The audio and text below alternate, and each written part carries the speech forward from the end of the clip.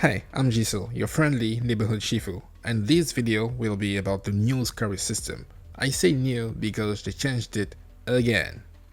But to be fair, this is the best it has ever been since they changed it from the way it was when the game first launched. And I think understanding how it works is going to help you performing well in the arenas and also in the story mode, because you still need to meet those scores requirements in order to unlock some outfits. So this is why I'm making this video, to help you, because I think they changed. Here's the thing about those updates. Most of the time, whenever they make an update, they will address what they tweaked in the patch notes.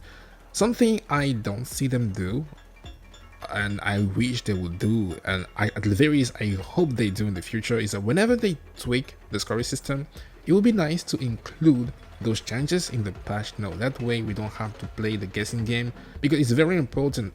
Almost every single aspect of the rewards and outfits are tied to scores. So if you don't understand how to maximize your scores, you won't be performing well. So again, slow clap. If you're watching this, please, next time you try to do that thing you do, you change the whole system, just let us know what you changed. And for people playing on Switch, I know it's been a while since you guys received an update and you feel a little bit left out, understandably. I have news. They said that eventually every single title update is going to come to the Switch, except when it comes to that one feature, the replay editor, for obvious reasons, limitations. But they said eventually every single update is going to find its way to the Switch. It's just a matter of when. It could be tomorrow, or it could be in, I don't know, 8 years. So hang in there, I feel your pain, but it is what it is. Okay, now let's actually talk about the new scoring system. I struggle to fully understand at first how it performs, and even today, even while making this video, I still don't understand it 100%. But I can give you some pointers. I can help you have a better time when it comes to the arenas and the base game. And actually, I think depending on what you're doing, depending on the game mode, there's going to be some tweaks to the way the scoring system works. I'm going to explain later, but also the system is going to follow some rules, and no matter where you are, arenas or story mode, they're always going to be true. So the first rule is you need to diversify the skills you're using.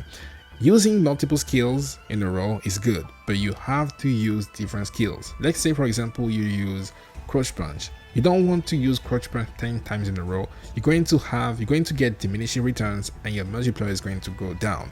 So what you want to do is, for example, use Crouch Punch and then Snap Kick, Flowing Claw. You need to diversify. It's very important. If you use multiple skills, the game is going to reward you. If you use the same skill multiple times, you're going to be punished. That's basically what you need to keep in mind. That's the very first rule. The second rule is the multiplier goes up to 3, and you have 3 colors. I think you have red. Red is bad. Whenever your multiplier is red, that's really bad.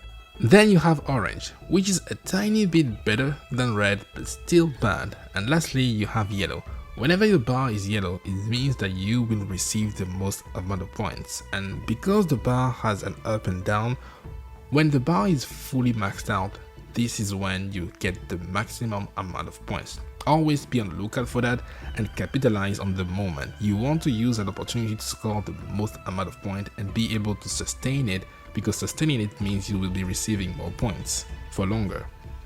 And I think this goes without saying, but you really want to avoid getting hit. The penalty is quite severe. And before, we didn't used to care that much about getting hit, because we could always taunt, and taunting would often get your multiplier back to 3 and also get the bar in the yellow area, which was always good. But guess what?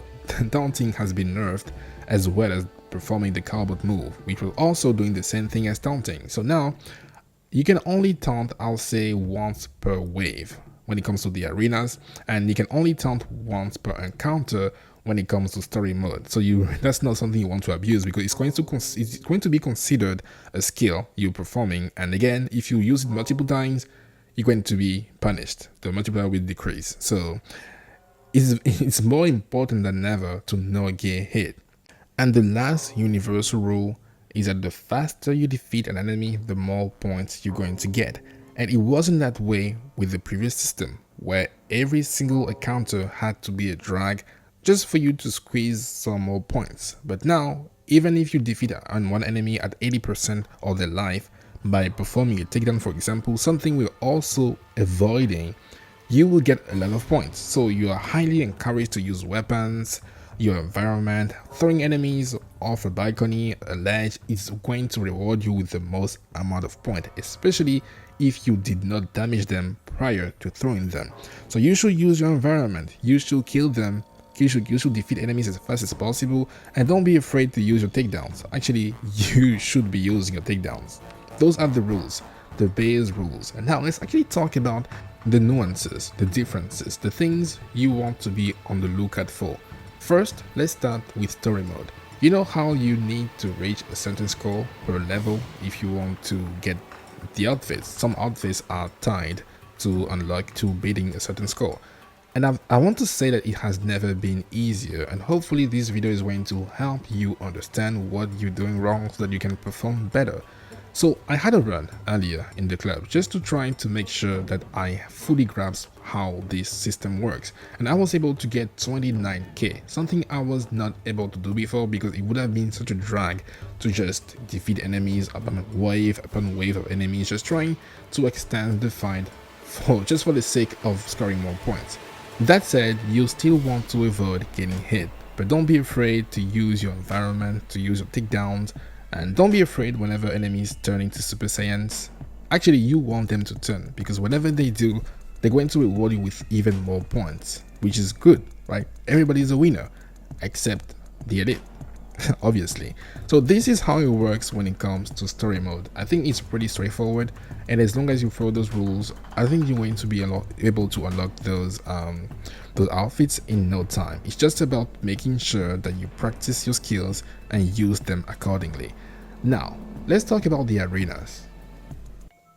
For the last 2 weeks, I've been collecting gold stamps, and if you want to take the arenas to the next level, that's what you want to do. Not only do you have to beat the time or remain as young as possible, but some challenges, it depends on what they expect of you. Let's say, for example, that they want you to stay as young as possible, and the youngest age is 20. Not only would you have to remain 20, but you have to remain 20 while getting hit under 6 times, right? You need to be able to go through the entire waves upon waves of enemies without getting hit more than 6 times. So this is where the challenge gets elevated. And I was having a good time until I had to go through the scores, the score challenges, because I really struggled to understand what was expected of me. That's why I concluded that it depends. When it comes to the scoring system, it depends on the arena, it depends on the stage. Let's take, for example, the helipad. I figured that the best way to score the highest score was by throwing people off the stage, and you will get even more points if you wouldn't damage them prior to throwing them. So not only are you highly encouraged to get rid of them as fast as possible, but you get more points by using skills such as directional throw or palm strike, and you get less points if you hit people before throwing them. So I figured that, okay, maybe that applies to every single stage. Yes and no. Don't forget, throwing people off will always give you a lot of points, especially if you don't damage their health. That said, what happens then when you don't have a ledge you can throw people over? Well, maybe you want to perform takedowns, because whenever you perform, you deal structure damage, you don't deal health damage, and for some levels it worked. I was just parrying and waiting for the structure bar to eventually be filled, that way I could perform a takedown, and it worked. That was the way I was able to get the highest score, and I feel like there has to be, it feels like there is a gimmick, and the moment you understand the gimmick of a level, you can meet and even exceed the targeted score. And then on some stages, I was just throwing punches mindlessly, getting hit every 2 seconds, but I was still able to get the targeted score, and sometimes even using weapons was the way to go. So it's all about finding what works now, what works at the moment. That's why I wanted to focus on story mode first and then tell you more about the way the arenas work, because I really feel like it depends on the stage, and sometimes that's also something I notice when it comes to those time trials. Whenever they give you a weapon at the beginning, you should probably use it.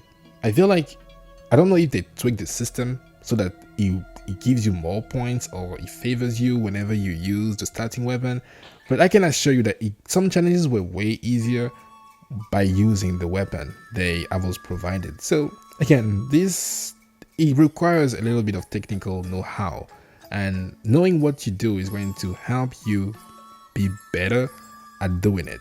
And this is why I wanted to make this video. Hopefully now you understand a little bit more how this new system work, and I think this is the best it has ever been, honestly. But I just wish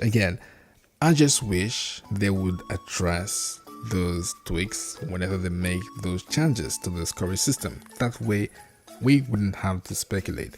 And also a big thank you to every single one of you who took the time to leave a comment when I asked in the community tab what was your understanding of the new scoring system. Your contribution is the reason why this video was finally made, because I was just so confused. So again, a big thank you. I love you. It feels good to have a community, and yeah. Anyway, I'm Giselle, and hopefully now you'll be able to get the Master Hand outfit, or actually any outfit you want. And if you still have more inquiries or more questions, feel free to ask them. And if you have a different understanding of the way the new scoring system works, feel free to add a comment, because this is my understanding and I could be completely wrong. But I also think I'm not too far from the truth, or the whole truth. But hey, step by step we're going to make it one day. I'm Giselle, and I'll be seeing you. Go get those outfits. Peace.